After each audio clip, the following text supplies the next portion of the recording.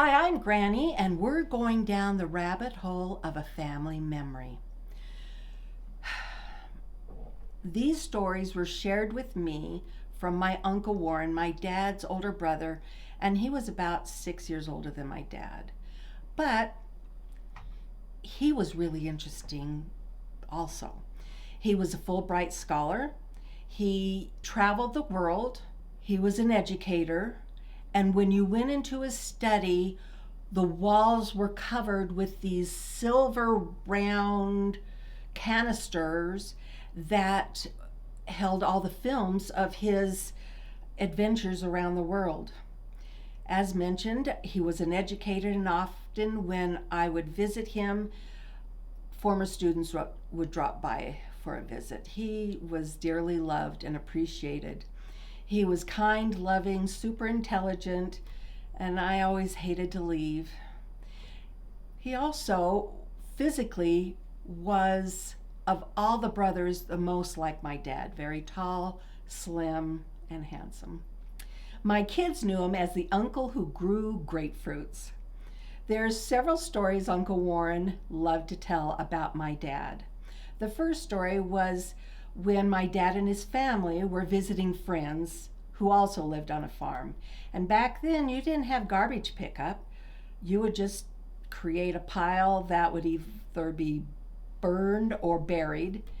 And in this pile, one day, while the adults were inside visiting, my dad found an old Victrola in the garbage pile and started playing with it.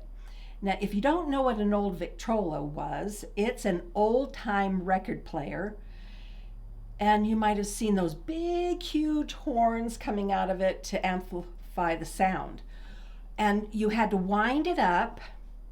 Once it's all wound, then you'd put the record on, and then you would put the needle on the record and then release the wind up thing. So Dad played with this for a while, and after a while, my dad called Uncle Warren over because he wanted to show off his new water pump. Uncle Warren came over and was standing to watch this creation of my dad's. And my dad warned him, you shouldn't stand there because you're going to get wet. Well, Uncle Warren didn't bother, and so my dad wound it up. And after a whole bunch of noises and whirl sounds and a whoosh and a clanking, out shot a stream of water. And then the pump immediately collapsed because Dad used as glue flour and water. Anyway, Uncle Warren's pants were wet, so were his socks and shoes. But he would always laugh when sharing this story about his mechanical brother. Dad was 5 at the time. The second story was about the first time my dad drove a car. For extra money, my grandmother would clean the schoolhouse once class was over. She would sometimes drive to and from the school and sometimes walk. Grandma's car hadn't been working for a while and was sitting in the front yard. My dad always was curious about things, and he started tinkering with it. After a few days, as my grandmother was walking home from cleaning the school, she could see her car driving towards her. She couldn't see the driver, and that was because my dad, to shift gears, his head had to duck underneath the dash in order to push in the clutch to change gears.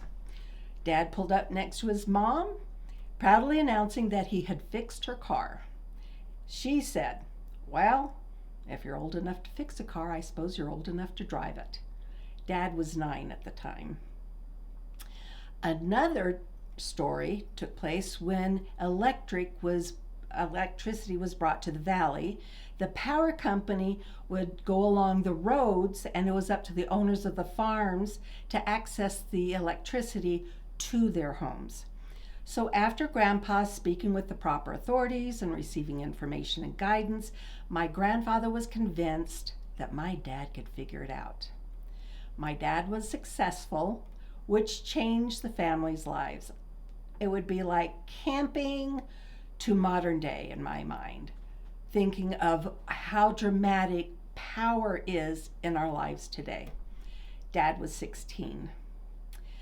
I want to show you a picture my sisters painted of my grandparents' home. The large cottonwood trees were on the west side of the house to protect the veggie patch and the house from intense heat of Arizona summers. Underneath the cottonwood on the far left was where the garden was planted. At the front of the picture, you'll see a picture of my dad on his horse with one of my nephews and my grandpa standing at the gate visiting with my dad. Well, I remember visiting there one time and waking up on a back porch, which was the length of the house on the west side, where the windows were hip high to the ceiling. So you looked out over all of the greenery around my grandparents' home. And I woke up on a feather bed, which I've never slept on since, but I remember laying there feeling like I was on a cloud because I didn't feel anything other than like the sheets coming up like this all around my body. I remember staring at the ceiling thinking like I was feeling like I was in a fairy tale. It was really wonderful. It was kind of a challenge to get off that thing because I was so small, I just had kind of slid down the side. Anyway, also during the same period of time, I remember my grandfather asking me if I wanted a carrot, and I said sure. And so he took me out to his garden and he showed me his carrots in the garden and let me pull my own carrot, which I thought was pretty extraordinary.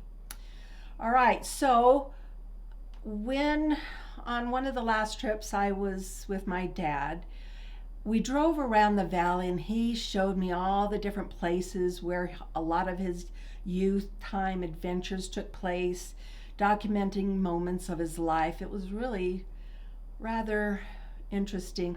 And I remember he took me to the jailhouse in Gleason, and now it's a ghost town, and the walls were all cement and they were like a foot wide. Nobody ever probably, and I was thinking, well, nobody ever probably escaped. In addition to, I couldn't imagine how hot it would be in the summers. Anyway, because the windows were really high and very small. So when we went on this adventure through the valley, Dad took me to where his parents' home had been, and about probably 10 years previous, somebody burned the house down while Grandpa was away. Anyway, so we walked around and we found a heap of metal that had been their stove and a pile of bricks that had been his fireplace and a pile of adobe bricks that they used to build the home. And because I'm sentimental, I grabbed one of them and I've kind of added varnish to it, because this was the house my grandfather built for my grandmother. And it was a beautiful home, and I have great memories of Grandpa sitting next to the fireplace, cleaning his pipe with me on his lap. He was a great man. Anyway, I hope you enjoyed this trip down memory lane. I release videos every Thursday, and I hope you join me next time as Granny goes down the rabbit hole. Thank you.